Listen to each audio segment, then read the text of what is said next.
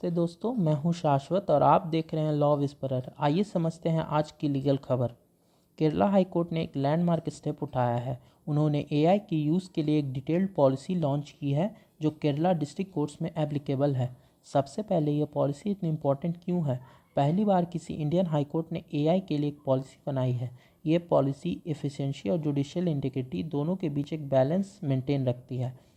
और सबसे बड़ी बात, आगे जाकर ये एक नेशनल प्रेसिडेंट भी बन सकती है जो बाकी कोर्ट्स भी फॉलो करे। ये पॉलिसी सिर्फ जजेस के लिए नहीं है, ये अप्लाई होती है डिस्ट्रिक्ट जुडिशरी के मेंबर्स, क्लर्क्स और इंटर्न्स तक। मतलब हर उस इंसान को कवर करती है जो कोर्ट इकोसिस्टम का पार्ट है और दोनों तरह के कामों पर, administrative as well as legal. अब सवाल उठता है कि कौन से एआई टूल्स अलाउड हैं। सिर्फ वो टूल्स जो एआई हाई कोर्ट ने या फिर सुप्रीम कोर्ट ने अप्रूव किए हैं वही अलाउड है। पब्लिक एआई टूल्स जैसे चैट जीपीटी, डीप सीक या कोई भी क्लाउड बेस्ड मॉडल को प्रोहिबिट किया गया है। अब डूज एंड डोंट्स क्या हैं? डोंट्स हैं कि आप एआई से कोई फाइनल जजमेंट या ऑर्डर नहीं निकाल सकते। सेंसिटिव इन्फॉर्मेशन किसी अनअप्रूव्ड एआई टूल में अपलोड करना भी मना है। डूज ये हैं कि साइटेशंस और ट्रांसलेशन वेरीफाई करने के लिए एआई का यूज़ किया जा सकता है, लेकिन हर जगह ह्यूमन ओवरसाइट ज़रूरी है। पॉलिसी के इम्प्लीमेंटेशन के लिए अकाउंटेबिलिटी भी फिक्स की गई है। एआई यूज़ का डिटेल्ड ऑडिट लॉग को मेंटेन करना होगा। अगर एआई गलत इनपुट दे रही है तो आईटी टीम और प्रिंसिपल डिस्ट्रिक्ट जज को रिपोर्ट करना भी ज़रूरी है। कानून और एआई का मिलन एक नया कॉन्सेप्ट है, इसलिए ट्रेनिंग मैंडेटरी रखी गई है।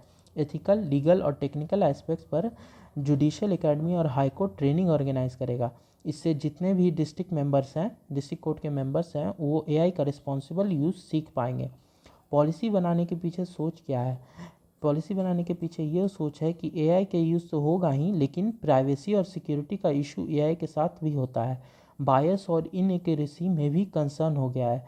इस पॉलिसी से ट्रस्ट बिल्ड होगा और एआई पर ओवर डिपेंडेंस से बचा जाएगा।